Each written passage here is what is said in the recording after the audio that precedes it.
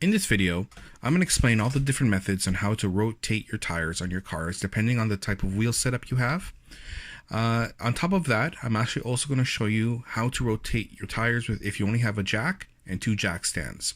Ideally, we best use 4 jack stands, but if you don't and you only have 2, there is a way to get it done, and I'm going to show you right now on Nexus Auto.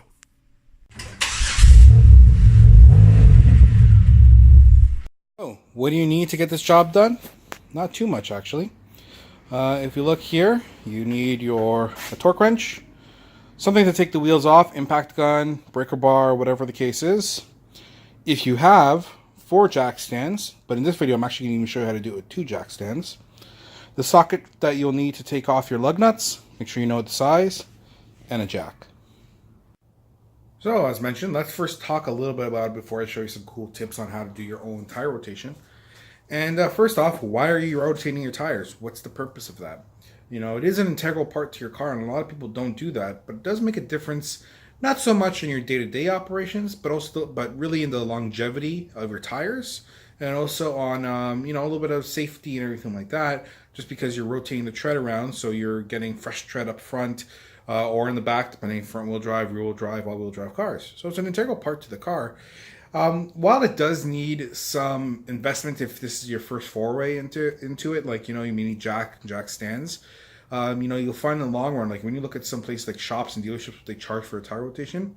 Having that jack stands obviously will in the long run pay for itself. On top of that, I'm hoping you'll be able to use it for your other jobs as well as you go. So, if this is your first time into it, maybe some investment, but if you have jack stands, you're already ready to go. So let's understand what's actually happening first. So whether you have front wheel drive, rear wheel drive, all wheel drive cars, whatever the case is, tires wear differently depending on the drivetrain of the car and how it operates. So for example, using front wheel drive, the front tires wear a lot quicker than the rear. The rear are just tires that are there.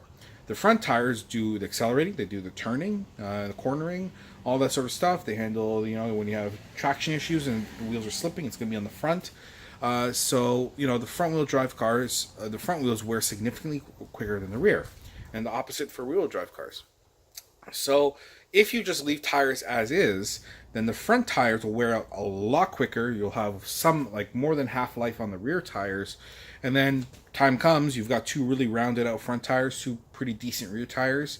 And then you're going to be looking maybe buying 2 tires, but then the front are kind of the ones that you just bought, the ones that are in the rear, those are kind of half worn. So do you leave them in the rear, you move them to the front, and where you put your fresh tires, your first inclination is I'm buying 2 brand new tires.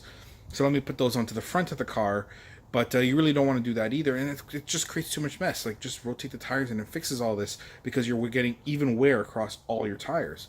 So, this is the kind of the purpose of it, is to kind of balance out the wear on the tires, give you extra life out of them, make sure they're kind of balanced when you're replacing all 4 instead of doing 2 and then 2 and then 2 and trying to figure out which tires go where and how I should do it. And ultimately, in the short term, it may seem to cost more because if you do it the other way, that's again using front wheel drive. 2 tires go, you're going to have to replace your 2 tires, and that's it. So you're doing that, let's just say, a few years in, 2-3 years, you replace your front tires, and then you only replace 2. So hey, I saved some money. I didn't have to buy some rear ones. But now the next time, you're going to be going, and then you're going to have to replace your front and your rear tires. So let's just say, again, I'm going to use 3 years in. So 3 years in, you've replaced your front tires, you bought 2 tires, and then 3 years in again, not your front and rears, you have to buy 6 brand new tires. Now, at the same time, if you just keep rotating your tires around, in that 6-year period, you may be able to stretch the life of all of those 4 tires. Maybe go 5 years, maybe 6 years, depends on your driving. I'm just using very vague numbers here with no scientific thing because everyone drives differently. Some people drive very, very slow. Some drive very aggressively. Some, the wear patterns are different. Drivetrains are different. So I'm just getting, depends on how much mileage you put on. So all that thing. So I'm being very general here. But maybe, again, going back to it, in those 5-year period, 6-year period of time, then you're only replacing 4 tires. So yeah, you're replacing 4 tires, but you've stretched the life of those 4 tires. Now, depending on your car and everything, there's kind of 4 main rotation techniques. But let's address the fifth one. There is a fifth one, and we're distilling it down to like 5.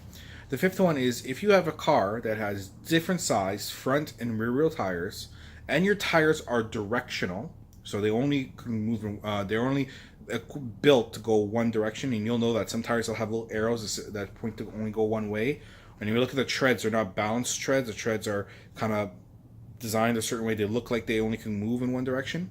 So if you have tires that are directional and they're different sizes for the front and rear axles, then you cannot rotate them at all. You drive them, when they're done, you replace them. That's it. You can't rotate them side to side because then the directions become reversed. You can't revert them front to back because the sizes are different. So you just drive them and that's it. Simple as that.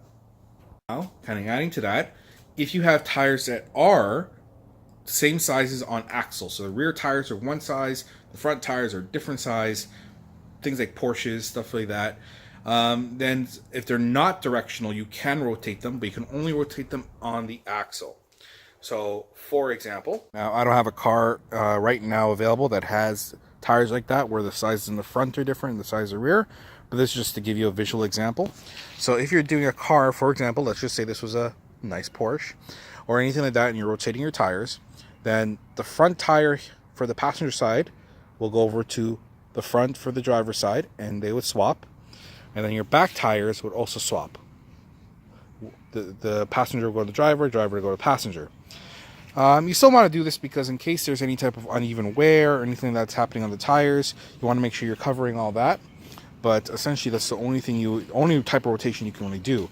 Again, they're not directional tires. Again, using that as an example, but the tires themselves are not directional either. So they are not meant to go just one direction. They are they can go either direction. So if that's the case, then you can rotate them axle to axle. It's possible. It's not always needed, and you're not really changing too much. But that is a possible rotation if you ever wanted to do it. Now, if you happen to have a car that doesn't have different sized wheels across the axles, so all 4 wheels are the same size, but the wheels are directional, like some sports cars and everything, you cannot rotate axle to axle. Instead, you go side to side. So, for example, now again, this is just a standard all-wheel drive car, but using this as an example, if these tires are rotational, one direction only they can go, then I would move the front tire to the back and the back tire to the front. Same with the other side. The front tire for the driver's side would move to the back, and the back would go to the front. You wouldn't rotate these, like I wouldn't put this side on that side because then it reverses the rotation. So you don't want to do that. Now, whereas rotating on axle, like I showed you in another video, so if you're going from one side to the other, it does help. It's not a big deal though, because let's just say it's a rear-wheel drive car, then it's still the 2 rear wheels that are driving regardless. But it may help with certain wear indications or things like that. But this, when it's a car that's in this type of rotation, it does matter, because let's just say you have front-wheel drive, rear-wheel drive, doesn't matter, then one tire is still wearing more than the other. So that rotation definitely does help. Now, for those 2 I just showed you, no matter what it is, you only need a jack and 2 jack stands. Because if you're doing along the rear axles and the front axles, then you're just jacking up the back of the car, supporting on jack stands, swapping the tires, drop the car down. And then to the front of the car, you jack the car up, support on the jack stands, swap the tires, drop it down. Same thing if you're doing the second one there, where you're doing directional tires. You're jacking up the side of the car, supporting the sides on jack stands, rotating the tires, drop it down. Same thing, you go to the driver's side, jack up the car, support on the jack stands, swap the tires, drop it down. So for those, you only need 2 jack stands, 1 jack. Now, if you're doing a standard rear-wheel drive, all-wheel drive, front-wheel drive car that has all 4 wheels the same size, and there's no specific direction or anything like that to the tires, then definitely you want to have 4 jack stands if possible, but it is possible to do with 2 jack stands, and I will show you that in a bit. So now if you're doing rear-wheel drive or all-wheel drive cars, the rotation is one way, and if you're doing front-wheel drive, rotation is another. So if you're doing front-wheel drive, the idea will be the rear tires move straight forward onto the front tires. And this is why jacking up the car would be ideal with 4 jack stands, because you jack up the entire car, have the whole car lifted up, pull off your rear wheels, pull off your front wheels, move your rear tires directly onto the front, and then when you bring the front tires, you cross them over. So the front passenger side becomes the rear driver side, and the front driver side becomes the rear passenger side. Let me show you what I mean. So, for example, here, this rear tire would move over to the front of the car here. Now, this tire here, this is my front passenger side, moves over here. Now, this tire here moves over here. And then this tire here moves along to the back over here. If all goes well, that's the rotation you should be following if you're rear-wheel drive or all-wheel drive. So now if you're doing front-wheel drive cars, it follows the opposite rule. And this is again where it's very nice if you have 4 jack stands, because you can just jock up the wheels and you'll do exactly this. So the front tire here moves to the rear. Now your rear passenger tire, that moves over to your front driver side. Your front driver tire moves over to the rear, and your rear driver, that moves over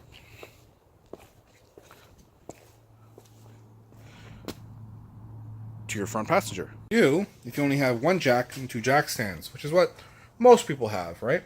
How can you all rotate your own tires with just that? Well, I'm going to show you. So remember, the idea is to be, for example, using this, which is an all-wheel drive car, to have the rear tires come on the front and the front tires swap and go on the rear. So with a jack and 2 jack stands, how do you do that? Well, first you jack up one side of the car, support with the jack stands as you would, and then you swap these tires.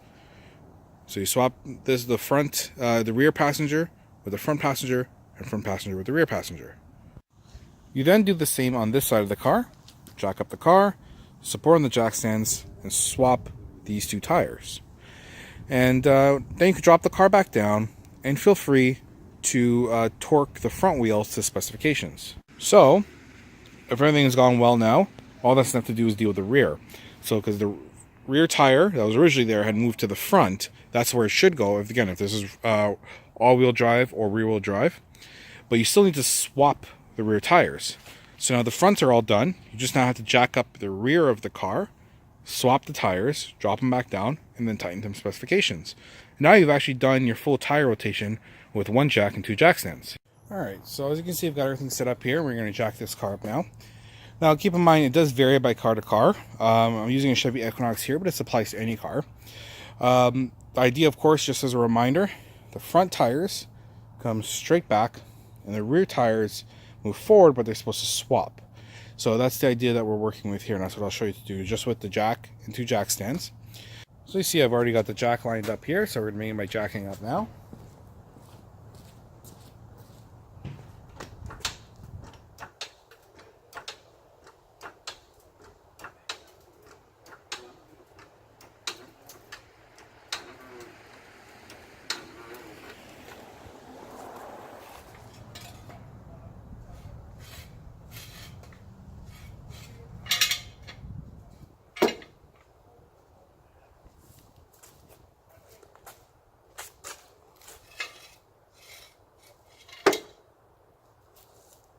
And then you slowly lower the car down onto your jack stands.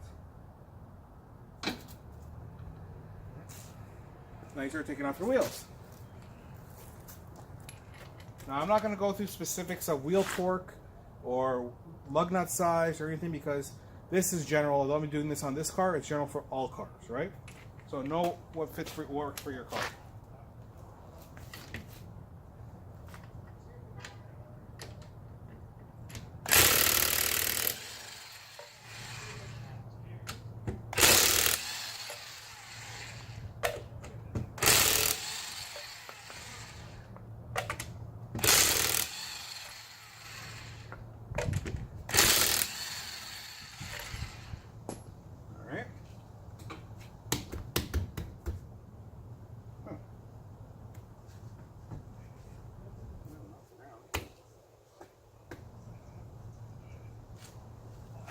really on there. Let me give it an old donkey kick.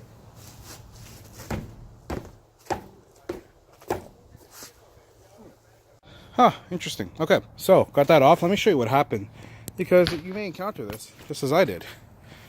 So if you look along here, you see a lot of the corrosion and buildup. Essentially the tire became stuck on. So I grabbed my sledge, just gave it a couple good whacks on the back of the rubber, not the rim, and it came off. But not very hard, just gentle, you know, decent medium strength, and it came off. But that's what happened there. This is why it's always a good idea to grease here up. If you encounter this issue, it doesn't hurt at this point to put some Antiseize on there for sure. Alright, that one hiccup's out of the way. Let's continue on, shall we? Let's hope we don't get the same problem in the front.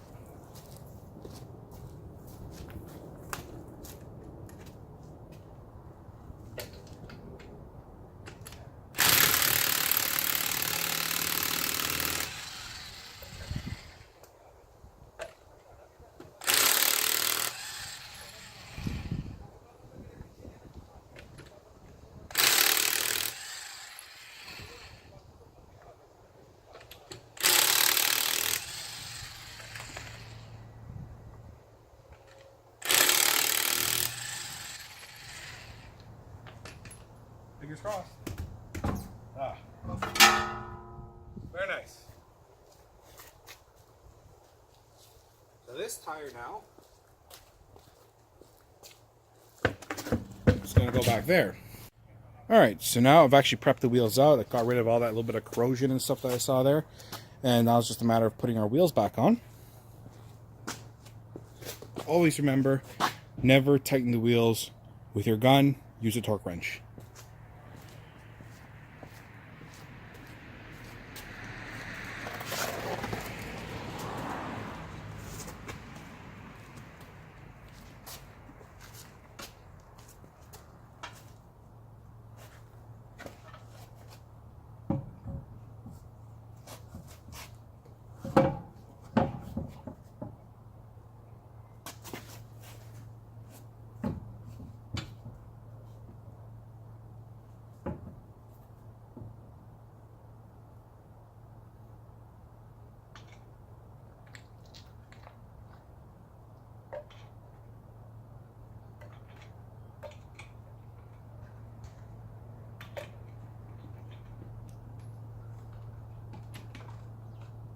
Use star pattern, right?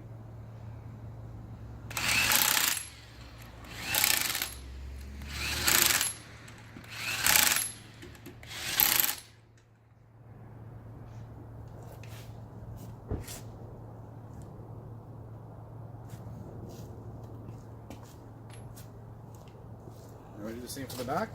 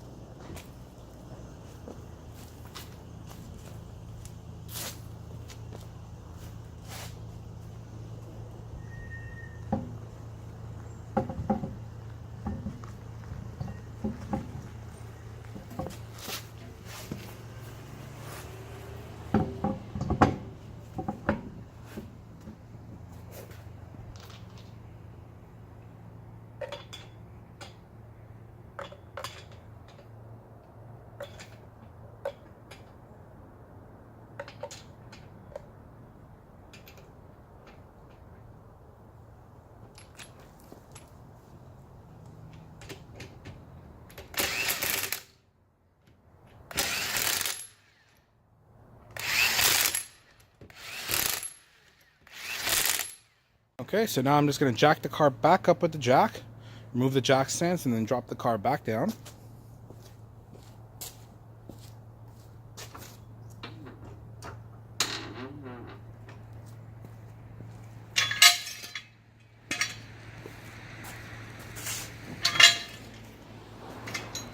Drop it down slowly.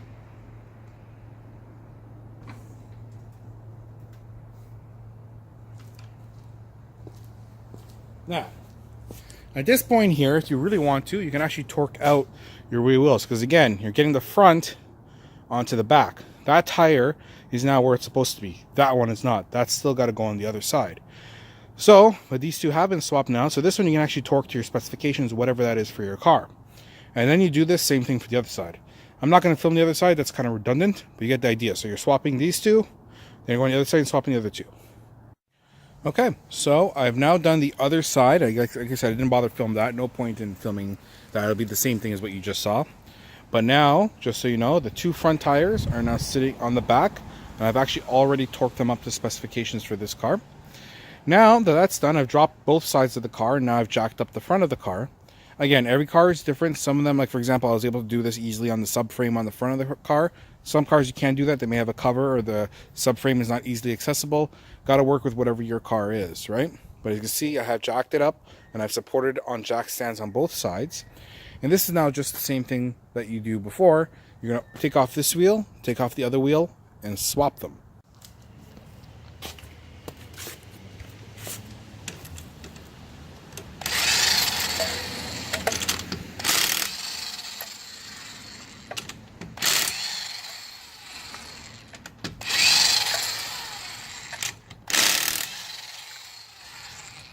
Now you see how easy that came off? That is because I didn't torque them up or anything like that. I just zipped them on just so they're basically acting like jack stands in a way. That's why they came off so easily just now. So you're not tightening these up when you drop the car the first time. Now we'll do the same thing on this side as well.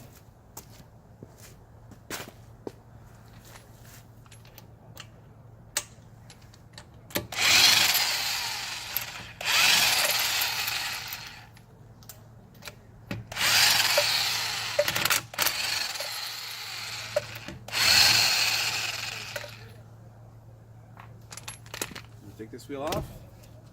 Oops.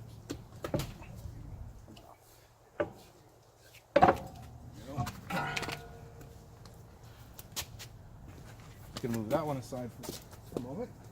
Now this one goes on.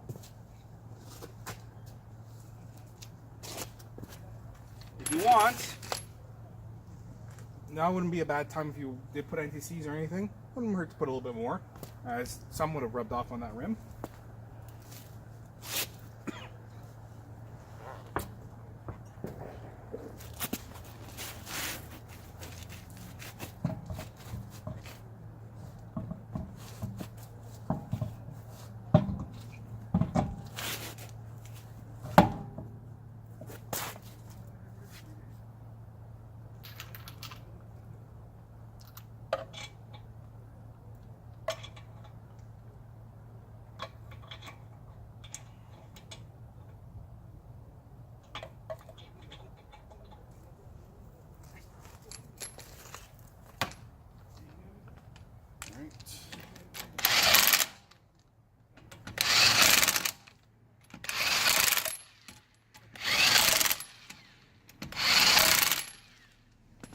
And once again, notice how I'm not wailing on or anything like that. Just going on these just enough to kind of get them tight so that when you drop the wheel, you're actually torquing on the wheel down. And the same thing over here.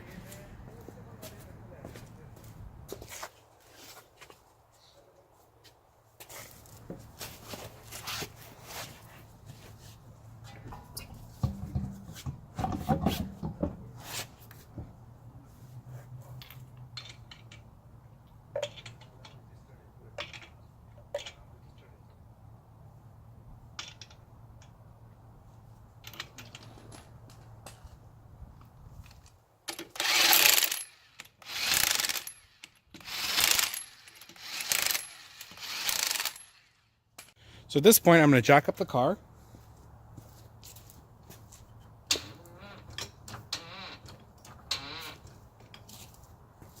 Move my jack stands.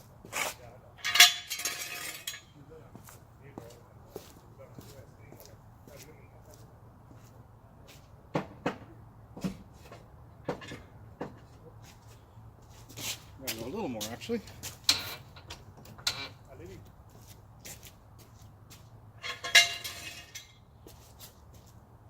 Here we drop your car down.